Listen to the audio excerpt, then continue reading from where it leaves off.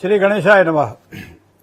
જટાકટા હસમ બ્રહ્મમ બ્રહ્મણની લિંપ નિર્જરી વિલોલી વિચી વલ્લરી વિરાજમાન મૂર્ધની ધગત ધગત ધગજોલ લલાટ પટ્ટ પાવકે કિશોર ચંદ્રશેખરે રતિ પ્રતિક્ષણમ મમ.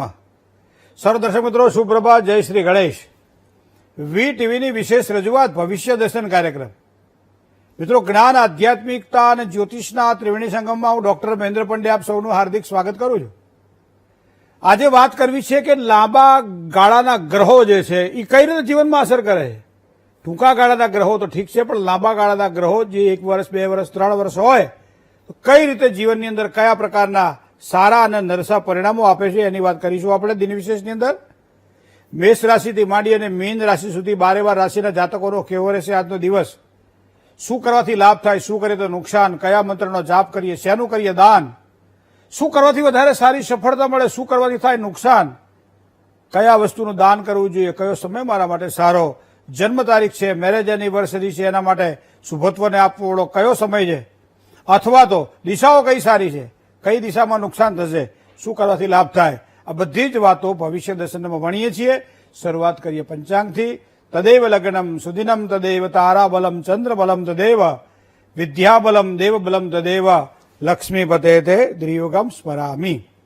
મિત્રો, પંચાંગ જોઈએ તો આજે 20/4/2026 આજે સોમવાર છે. વૈશાખ મહિનાના શુક્લ પક્ષની આજે તૃતીયા એટલે ત્રીજ છે, જેને આપણે અખાત્રીજ કહીએ છીએ, જે ગઈકાલે આપણે ઉજવી. પણ આજે સવારમાં 7:27 ઉદ્યાન તિથિ ગણાતી હોવાના કારણે આ તિથિનું પણ ખૂબ જ મહત્વ છે. અને ત્યારબાદ ચતુર્થી આવશે. હવે નક્ષત્ર રોહિણી છે, સૌભાગ્ય નામનો યોગ અને વણિજ નામનું કારણ છે. વૃષભ રાશિનો ચંદ્રમા છે, જેના અક્ષર છે બહુ. તો વૃષભ રાશિવાળા જાતકો માટે દિવસ આજનો મંગલમય રહેશે. સાથે સાથે જે કોઈ જાતકોનો જન્મ થાય એની રાશિ વૃષભ રહેશે. બહુ અક્ષર ઉપર એના નામ રાખવાના રહેશે. જય ગણેશ.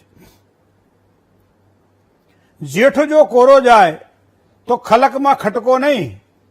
જેઠ જો કોરો જાય તો ખલકમાં ખટકો નહીં, પણ આહાડનો મને એક દી વરવો લાગે વેરડા. ખેડૂતો માટે ગઈકાલે જે મેં જોયું અમુક વિડીયોમાં કે 4 અલગ અલગ પ્રકારે એક કુલડી મૂકવામાં આવે, 4 કુલડીની અંદર પાણી ભરવામાં આવે, અને કાચી માટી હોય એટલે એ કુલડીમાં પાણી ભરો એટલે એ કુલડી ફૂટી જાય. તો પહેલા અષાઢ મહિનો, પછી અષાઢ મહિના, પછી શ્રાવણ, પછી ભાદરવો, પછી આસો. આ ખેડૂતોનો બહુ સરસ ગણિત છે મિત્રો. અને દરેક જગ્યાએ તમને મોટા ભાગે જ્યાં ખેતી પ્રધાન આ દેશની અંદર વિશેષ મહત્તા આ છે કે માણસ દિનમાં ને વર્તારો જોઈ શકે છે. એ પવનની રૂખ ઉપરથી હોળીના દિવસે કઈ બાજુ ધજા જાય અને એના કારણે વરસાદ કેવો રહેશે અને અનાજ કેવું રહેશે એની કલ્પના કરી શકે છે. પણ એવી ને એવી વાત તમને અખાત્રીજ, અક્ષય તૃતીયા જેને કહી શકાય કે જે અક્ષય નથી જેનો, અને દિનનો જે મધ્ય ભાગ જે પ્રમાણે મધ્ય દિવસ કહેવાય એ પ્રમાણે વર્ષનો જે મધ્ય ભાગ જેને કહી શકાય એ અખાત્રીજ છે. અને પછી બધી જ સારી વસ્તુઓની શરૂઆત આપણને જોવા મળે. એવા આ સમય મેં જોયું કે 4 કુલડી મૂકે. આમ તો સામાન્ય અમુક વસ્તુ એવી છે કે ગોપનીય હોય. અમુક લોકો જયારે ગામની બહાર જાય અને એ ઘણી બધી વસ્તુ આપણને જોવા મળે છે. પણ મારે ગઈકાલની જે વાત છે એમાં તમને કહે કે 4 કુલડી મૂકી, 4 કુલડીની અંદર અલગ અલગ પ્રકારે લોકોએ પાણી ભર્યું. હતા 5, 10, 15 જણા, પણ તમે દિનમાન જુઓ તમે તો પહેલી, બીજી, ત્રીજી, ચોથી 4 કુલડીની અંદર ત્રાંબાના લોટામાંથી પાણી લઈ અને કુલડી ભરી દીધી. તો પહેલી કુલડી, આ તો જોયેલી વાત છે, મેં તમને કહું, કારણ કે દરેક ખેડૂતોને આ વસ્તુની ખબર હોય. છેલ્લી કુલડી પહેલા ફૂટી, પાણી રેલાઈ ગયું તો રેલમ છેલમ થઈ ગઈ. મતલબ અષાઢની અંદર વરસાદનું પ્રમાણ છે એ ઓછું દેખાણું, કારણ કે અષાઢ મહિનાની કુલડી હતી ફૂટી જ નહીં, એ એમને એમ રહી. એટલે અષાઢ કેમ કે વરસાદ, બધા ખેડૂતોએ કીધું કે વરસાદ ખેંચાશે, એટલે મતલબ કે હવે આ વરસાદ અષાઢ મહિનામાં ના આવે, એના બદલે તમારે ખેડૂતોએ ધ્યાન રાખવાનું. બીજ બિયારણ અને બધી વસ્તુઓનું જે આપણે કરતા હોય એમાં થોડુંક વિશેષ ધ્યાન રાખવાનું કે જેઠ કોરો જાય તો ખલકમાં ખટકો નહીં, આહાડનો એક દી વરવો લાગે વેરડા. પણ અષાઢ મહિનામાં પણ આ દિનમાન પ્રમાણે એમને જોયું તો કુલડી ફૂટી નહીં. પછી આવે શ્રાવણ મહિનો, તો શ્રાવણ મહિનાની કુલડી ફૂટી પણ થોડી મોડી ફૂટી, મતલબ મધ્યમ વરસાદ છે. પછી ભાદરવો અને આસો 2 કુલડી ફટાફટ ફૂટી અને પાણી છેક સુધી રેલાઈ ગયું. આ મેં એક ગામડાના એક બધા ખેડૂતો ભેગા થતા હતા અને ભેગા થઈને જે વિડીયો ઉતારી મેં જોયો ત્યારે મને એમ લાગ્યું કે આપણા વડવાઓ જે છે ને એ કેટલા ભાગ્યશાળી છે કે જેની પાસે આવા નોલેજ છે, આવું જ્ઞાન છે, અને સાથે સાથે ભારોભાર આસ્થા છે એને કે આવું જ થશે. બરાબર, એ વાત મેં કહી. પણ મિત્રો આજે મારે વાત કરવી છે આપણે ગોચરની. ચર એટલે જે ફરતા ગ્રહો છે તે, અને ગો એટલે ગ્રહો, આકાશ નભોમંડળ. તો નભોમંડળની અંદર પરિભ્રમણ કરતા ગ્રહો મારા તમારા જીવનનો શું અસર કરાવે? હિમાલયમાં જો બરફ ઓગળે અને એની ટાઢ ગુજરાત સુધી જો આપણને પહોંચતી હોય તો આ પ્રકૃતિ સાથે આપણું જોડાણ છે. એ વિચાર કરો કે ક્યાં યુદ્ધ થાય છે અને એના કારણે યુદ્ધની અંદર જે વાદળાઓ જે બંધાય છે એ વાદળાઓ અહીંયા અકારણ તમને જેને ક્યાંક પરેશાન, માનો કે તમે માવઠું થાય તો માવઠાની અંદર જે સમય ન થાય એને માવઠું કહીએ ને આપણે, બરાબર. તો આ વરસાદ આપણા માવઠું થાય તો માવઠું આપણે લાભ કરાવડાવે. ક્યાં એ યુદ્ધ થાય છે અને એના વાદળો ક્યાં બંધાય છે અને ક્યાં એનો વરસાદ પડે છે? તો મતલબ પૃથ્વી આ ગોળ છે, સંકળાયેલી છે બધા એકબીજા સાથે, પ્રકૃતિ સાથે સંકળાયેલી છે, અને એટલા માટે ગ્રહોને જોવા જરૂરી છે. અને ગ્રહોને જોયા પછી તમે ઘણી વખત એવા આપણે પેપરોમાં કે આપણે ઘણી બધી જગ્યાએ જ્યારે આપણે સોશિયલ મીડિયામાં આપણે જોતા હોઈએ અને એ પ્રમાણે અનુમાન બાંધતા હોઈએ કે મારો ચંદ્ર બદલાણો હવા 2 દિવસ મને આવું થશે, મારો સૂર્ય બદલાણો 1 મહિના માટે મને આવું થશે, મારો મંગળ બદલાણો 1-2 મહિના માટે મને આવા પરિણામો આપશે. મિત્રો એક વસ્તુને ધ્યાનમાં રાખવી જોઈએ કે ગોચરની અંદર બધા આ તમે જોજો, ભૃગુ સંહિતા જુઓ, ભૃગુ સંહિતાની અંદર તમારે ભૃગુ કુંડળી બનાવવાની હોય ને, સામાન્ય તમારી જે જન્મ કુંડળી હોય એને ભૃગુ કુંડળી બનાવીને પછી તમે તમારું ભવિષ્ય જોઈ શકો છો. અને સચોટ ભવિષ્ય દશે તમને ભૃગુ સંહિતામાં તમારી 4000 કુંડળીઓને ગોત્યા પછી એક કુંડળી તમારી એમાંથી નીકળે અને એ કુંડળીને તમે જુઓ પછી એનું પ્રિડિક્શન તમે વાંચો, ફળાદેશ વાંચો તો તમને એમ લાગે કે મારા માટે જ આ બધું લખાયેલું છે. શું કામ કે તમારું જ છે, બરાબર છે. તો આ બધી વસ્તુઓ કુંડળીમાં કયા ગ્રહો, તો એમાં તમે જોજો ખાસ કરી ગોચરના લાંબી જે ગતિના ગ્રહો છે. માનો કે શનિ, તો શનિ એક રાશિની અંદર એમ કહેવાય છે કે 2.5 વર્ષ ચાલે છે, અને એ 2.5 વર્ષ ચાલે એટલે આપણે નાની પનોતી કહીએ, અને 12મા ભાવમાં, પહેલા ભાવમાં અને બીજા ભાવમાં આવે ત્યારે સાડાસાતી કહીએ. અને એ શનિની પનોતી દરેક જગ્યાએ પાછું નુકસાન કરાવ્યું નથી, કારણ કે દરેકના પાછા ચરણ અલગ અલગ, પણ આપણા મનની અંદર એક ગ્રંથિ બંધાઈ ગઈ છે કે આ વસ્તુ આવી થઈ મતલબ શનિની પનોતી મને નડે છે અને એટલા માટે આ વસ્તુ બને છે. તો ઘણી વખત એવું પણ કહેવાય છે કે જ્યાં સુધી બાપા જીવતા હોય ત્યાં છોકરાને પનોતી ના નડે. ચોખ્ખી વાત છે આ. તો આ બધી વસ્તુઓને ગ્રહોના આધારે કઈ રીતે જોઈએ મિત્રો? તો હું તમને કહું કે તમે જયારે દિનમાન જયારે જોતા હોય ત્યારે આ વસ્તુને ખાસ ધ્યાનમાં રાખજો. તમે શનિને જુઓ, 2.5 વર્ષ ચાલતો શનિ છે, તો 2.5 વર્ષ ચાલતો શનિ ક્યારે પોતાની રાશિ બદલે? તો પહેલા તો અત્યારે રાશિ કઈ છે કે મીન રાશિ, તો મીન રાશિમાં શનિ પરિભ્રમણ કરી રહ્યો છે.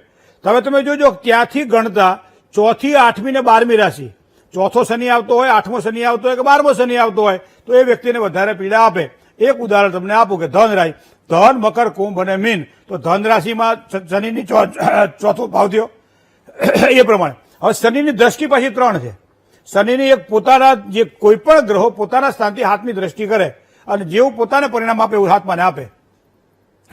આપણે ગુજરાતીમાં કહેવાય કે દીકરીને ઠેહ વાગે તો એ ખમ્મા મારા પતિને, ખમ્મા મારા સસરાને નહીં કે, શું કહે છે? ખમ્મા મારા વીરાને. કારણ કે એની દ્રષ્ટિ વીરા ઉપર પડેલી, ભાઈ ઉપર પડેલી છે. એને સૌથી હગો પોતાનો જે કહેવાય ને નજીકનો હગો એ પોતાનો ભાઈ લાગે છે. પતિ ગમે એટલું એને હાચવતો હોય, સાસરું ગમે એટલું સારું હોય, પણ છતાંય એ ભાઈ હાવ ગરીબ હોય બિચારો, અથવા તો પોતે પરાળે પૂરું કરતો હોય, છતાંય એની દ્રષ્ટિ હંમેશા પોતાના ભાઈ ઉપર હોય. એ પ્રમાણે ગ્રહોની પણ મેં તમને એટલા માટે ઉદાહરણ આપ્યું કે આપણને ગળે ઉતરે. કોઈ પણ ગ્રહ પોતાના ગ્રહથી 7મી દ્રષ્ટિ કરતો હોય, પણ 3 એવા ગ્રહો છે જે પોતાના સ્થાનથી અલગ વિશેષ દ્રષ્ટિ કરતા તમને જોવા મળે છે. તો આ ગ્રહો કયા કયા? તો આપણે લાંબી ગતિનો ચાલવાવાળો જેને કહેવાય ને કે શનિ, શનિનું એક નામ છે મંદાય નમઃ. ભગવાન શનિના 10 નામ છે, એક નામ છે મંદાય નમઃ. મંદ ગતિનો ગ્રહ છે, બિલકુલ પોતાની મર્યાદામાં રહીને ચાલે છે, બરાબર છે. 2.5 વર્ષ સુધી એક રાશિમાં પોતે પોતાનું ભોગવે છે ફળ. તો એ પ્રમાણે શનિની જો વાત કરવામાં આવે તો શનિની એક દ્રષ્ટિ 7મી તો છે જ. માનો દેહભાવમાં શનિ પડ્યો હોય તો શનિ પોતાનું સ્થાન કોઈ દાડો બગાડે નહીં. આ એક નિયમ છે. ગુરુ પોતાનું સ્થાન બગાડે, બરાબર, શનિ પોતાનું સ્થાન કોઈ દાડો બગાડે નહીં. આવું એક નિયમ છે. તો શનિ જ્યાં બેઠો ત્યાં લાભ કરાવડાવે. જો 5મા સ્થાનમાં શનિ બેઠો હોય એ છોકરાને વિદ્યા હારી ચડે. 10મા સ્થાનમાં શનિ બેઠો હોય એને બાપ સારું બને, એ છોકરાના બાપને બહુ જ સારું બને. એમ થાય કે આ બંને જાણે એકના વિચારો બીજા વિચારો સાથે ઘોડીને પીર ના ગયા એવું આપણને લાગ્યા કરે. શું કામ કે શનિનો પ્રભાવ છે. આ શનિ જયારે 12મા સ્થાનમાં પડ્યો હોય ત્યારે લોકો જેમાં નુકસાન કરતા હોય એમાં આ કમાય. આ શનિ જયારે 6ઠ્ઠા સ્થાનમાં પડ્યો હોય ત્યારે એને કે પથરા નાખો તો પચી જાય, એટલે રોગ જ ના થવા દે એને. આ રોગ થાય તો ઝડપથી મટાડી દે એને. આ બધી વસ્તુ કેવી રીતે ખબર પડે? શનિના કારણે ખબર પડે. 4થા સ્થાનમાં શનિ બેઠો હોય ને એ માતાની સાથે એનો બહુ આમાં એટેચમેન્ટ સારું હોય. કોઈ પણ વાત હોય ને માન પૂછીને કરે કે મમ્મી હું આ કરું, બા હું આ કરું, દાદી હું આ કરું. સ્ત્રી વર્ગ જેની સાથે સંકળાયેલો છે. ફઈબાની હાથે હોય, બેનની હાથે હોય, દીકરીની હાથે હોય, એને પૂછીને જ કામકાજ કરતો તમને જોવા મળે. શનિનો પ્રભાવ છે. તો આ શનિ જો 7મી દ્રષ્ટિ કરતો હોય તો આ શનિની 3જી દ્રષ્ટિ પણ છે, આ શનિની 10મી દ્રષ્ટિ પણ છે. આ 3 દ્રષ્ટિ ખરાબ. દેહ ભાવમાં બેઠેલો શનિ પોતાના વડીલ વર્ગ હોય એને નુકસાન કરે. વડીલ વર્ગ જે કે એમાં એ પોતે નનૈયો જ હોય, એનો એ કોઈ દાડો એ આ ભણે જ નહીં. શું કામ કે એ 3જા સ્થાન ઉપર દ્રષ્ટિ કરે છે, એટલા માટે વડીલ વર્ગથી પીડા અનુભવે અથવા વડીલ વર્ગને પીડા આપે. હવે આ શનિ 7મા સ્થાનમાં હોય દાંપત્ય જીવનની અંદર વારંવાર અવરોધ ઉભા કરાવડે, કાં તો લગ્ન ના થવા દે, લગ્ન થાય તો ઘરવાળાની યારે બને નહીં, ઘરવાળાની યારે બને તો બીજા 4 જણા ભેગા થઈને એમના જે કહેવાય કે બળતામાં હોળી કર્યું. આ બધી ઘણી બધી વસ્તુ આપણે જોઈએ, બરાબર. 7મા સ્થાનમાં બીજું ભાગીદારી વાળા કામકાજ કરવાના હોય ને તો શનિ દેહ ભાવમાં બેઠો રહે અને ભાગીદારી સાથે ઓછું લેણું રહે. એ 2-4 વર્ષ એકાદ લેણું રહે, હગવાલું કોઈ હોય, મિત્ર હોય, હાળો હોય, તેની અંદર ધંધો કરે, 2-3 વર્ષથી વધારે એને ચાલે નહીં. અને ચાલે ને જયારે ઉભો થાય ને એ પોતે ધંધામાંથી તો નુકસાન કરે જ ભોગવે, નુકસાન ભોગવીને જ ઉભો થાય. શું કામ કે શનિની પૂર્ણ દ્રષ્ટિ 7મા સ્થાનમાં પડે. હવે એથી ઉપરાંત શનિની 10મી દ્રષ્ટિ જો ધંધા ઉપર પડે, પિતા ઉપર પડે તો પોતાના પિતાની સંપત્તિ એને ના મળે, પોતાના પિતાનું ધન એને ના મળે, એના માટે એને કમાવવું પડે. એટલા માટે અમે કુંડલીમાં ઘણી વખત લખી નાખતા હોય છે કે આ માણસ પોતાના બાવડાના બળે ઉભો થશે, પોતાની રીતે આગળ પોતાનું સામ્રાજ્ય બનાવે. શું કામ કે પિતાથી એને લાભ નથી તો મતલબ એને પોતાથી જ કામકાજ કરવું પડશે, બીજા ગ્રહો તો પાવરફુલ છે. તો આવા સમયે આ શનિને જોવો હોય તો તમારે 2.5 વર્ષની શનિની મર્યાદાને ધ્યાનમાં રાખવી પડે. અને શનિની અંદર 2.5 વર્ષની અંદર કયા કયા નક્ષત્રોની અંદરથી શનિ પસાર થઈ રહ્યો છે એના આધારે એનું ફળકથન જોવા મળે. માટે સૌથી લાંબામાં લાંબો જે સ્થળ ભોગવતો સ્થાને શનિ છે. હવે શનિ અત્યારે મેષ રાશિમાં છે, એટલે એનો તમારે ફળ જોવું હોય તો છેક જવું પડે 2027ના 6 મહિનાની 3જી તારીખ સુધી. 3/6/2027 શનિ પોતાનું સ્થાન બદલે. બોલો, હવે આપણે દરરોજ કહીએ કે તમારી 2 દાડામાં તિજોરી માલામાલ થઈ જશે, 4 દાડામાં ધંધા તમારા ઢગલા થઈ જશે. આ બધી વાતો સારી લાગે, ખરી મીઠી મીઠી લાગે, ચિંગમની જેમ ચીગડાવાની મજા આવે, પણ એનું કોઈ ફળ ના મળે આપણને. પૌષ્ટિક નથી આ, બરોબર છે. જ્યોતિષ શાસ્ત્ર એ પૌષ્ટિક છે. શું કામ કે જ્યોતિષમ અયનમ શ્રુતમ, જ્યોતિષ દ્રષ્ટિ છે. જ્યોતિષ વેદ નારાયણની આંખો છે, જે આપણા માટે અપૌરુષેય છે, પૂજનીય છે, એની આંખો એટલે જ્યોતિષ છે. એ આવી શીશરી વાતો તમારી યાર ના કરે કે છોકરાને લગ્ન ક્યારે થશે કદાચ તમને અનુમાન અને અણસટો આપી દે, પણ એનું કામ તો આધ્યાત્મિકતા તરફ તમારું ગતિ કરાવવાનું છે. મનુષ્ય શરીર પ્રાપ્ત થયું છે તો ધીમે ધીમે આ મનુષ્ય શરીરમાંથી દેવત્વ કઈ રીતે પ્રાપ્ત થાય એના માટે શનિ તમને શીખવાડતો હોય છે. અને માટે શનિને કર્મનો કારક ગ્રહ માન્યો છે, શનિને ન્યાયનો કારક ગ્રહ માન્યો છે. ન્યાય પ્રમાણે માણસને મળે. તો આ કોઠીમાં જે ભર્યું હોય એ કદાચ પહેલું નીકળે, નીચેના ભાગમાંથી કાઢીએ, પણ નીચે ઘઉં ભર્યા ઉપર કોદરા ભર્યા હોય તો કોદરાનો વારો તો એક દાડો આવવાનો જ છે. એટલે ઘણા લોકો એવું કહેતા હોય કે એ નિરમ છેલમ કરે છે ને આખો દાડો એમ કહે છે ખૂબ પૈસા વાપરે છે, ખૂબ એને માણસે કમર કરીને 4 ઘર લઈ લીધા, 2 ગાડીઓ થઈ ગઈ, ઘર શું કામ કે નીચે ઘઉં ભરેલા છે એટલા માટે. પણ ઘઉં જ્યાં પૂરા થાય એટલે કર્મનો સિદ્ધાંત બદલાણો, કોદરા આવ્યા એટલે બધું એને વેચવું પડે, બરાબર છે. સારી જમીન વેચી અને ઓડી લીધી. હવે એક સમય એવો આવ્યો કે ઓડીમાં ફ્યુઅલ નાખવાના પૈસા ન મળ્યા, જમીન વેચાઈ ગઈ, ઓડી વેચાઈ ગઈ, પોતે સાયકલ ઉપર આવી ગયો. તો આનો મતલબ શું કે ઘઉં ખાઈ લીધા, હવે કોદરા ભોગવો, એ શનિ શીખવાડે છે. અને એટલા માટે શનિને 2.5 વર્ષ સુધી એક જ સ્થાનની અંદર શનિ પોતાનું સ્થાન ભોગવે છે. તો આ શનિ જયારે 2.5 વર્ષ સુધી એક સ્થાન ભોગવતો હોય ત્યારે સમજી લેવાનું કે 6 મહિનાની 3જી તારીખ અને 2027 સુધી આ શનિ મીન રાશિમાં ચાલે છે. અને ત્યારબાદ શનિ આવશે મેષ રાશિમાં. એટલે શનિ તમારી કુંડલીમાં જ્યાં પડ્યો છે તમે તમારી કુંડલી જોઈ લો, જાતે શીખો, થોડું ઘણું જાતે શીખો, જેના કારણે અંધશ્રદ્ધાવાની તમે પડો. કોઈ ક્યાંક આમ થાય ને તમે એને અનુભવ 2 નંબરની વસ્તુ છે. બાકી પોતે સ્વયંભેવ મૃગેન્દ્ર હતા, તમે તમારી જાતને સિંહ માનો ને. અને તમે જ્યોતિષ જુઓ કે શનિ મારો જ્યાં પડ્યો છે ત્યાંથી 3જા સ્થાનમાં, 10મા સ્થાનમાં કે 7મા સ્થાનમાં દ્રષ્ટિ કરતો હશે તો હંમેશા મને નુકસાન કરાવડાવશે. તો એના માટે થોડી સાવધાની રાખી. શનિને લગતી પૂજા કહી તો કે હનુમાનજી મહારાજની ઉપાસના, શનિની પૂજા, તો શનિ અને હનુમાનજી મહારાજની પૂજા કરવામાં આવે, ભગવાન ભૈરવની પૂજા કરવામાં આવે તો સારો લાભ થાય. બીજું સૌથી વધારે શ્રેષ્ઠ, પૂજા તો કરવું જોઈએ પણ ન્યાયથી ચાલવું જોઈએ. કોઈ ખોટું કરે, રૂપિયો મારા ઘરમાં ના આવી જાય, કોઈ ખોટું કામ મારાથી ન થઈ જાય, આ બધી વસ્તુનું પણ ચરી પાડવી પડે ને તો દવાઈ ના પડે. તો એ ચરી જો પાળો મિત્રો, મને લાગે છે ગ્રહોનું ગણિત આજ પણ એવું જ કામકાજ કરે છે. એ જ રીતે તમે ગુરુની વાત કરો, એ જ રીતે રાહુની વાત કરો તો ગુરુ 31/10/2026 સુધી ચાલે છે અને ત્યારબાદ પોતાનું સ્થાન પરિવર્તન કરી કર્ક રાશિમાં આવે છે. હવે રાહુ જે છે અત્યારે મકર રાશિમાં ચાલે છે, એ 12મા મહિનાની 31 તારીખે એ પોતે વક્ર ગતિનો ગ્રહ છે તો એ હંમેશા પાછળ જતો જોવા મળે. કુંભમાંથી એ પોતે પાછો મકરમાં આવે, મકરમાંથી પોતે પાછો ધનમાં આવે, તો રેટ્રોગ્રેડ છે, વક્રી ગ્રહ છે. 3 જ ગ્રહો તમારી કુંડલીમાં જોજો, તમારું ભવિષ્ય તમે જાતે જોઈ શકશો. એક શનિ જોઈ લો, એક ગુરુ જોઈ લો, એક રાહુ જોઈ લો. બાકી બધા ગ્રહોને જોવાના ખરા પણ ટેમ્પરરી બેઝ ઉપર, બરાબર, જેને રોજે રોજના ધંધા કરવાના હોય ને એને રોજે રોજના સરવૈયા બેંકના જોવા પડે. બાકી જેને વ્યાજ જ 12 મહિનાનું ગણવાનું હોય કે કેટલું બેંકે મને વ્યાજ આપ્યું, એના માટે વરમાં એક વખત ચોપડી પડતા હોય ને તો ચાલે.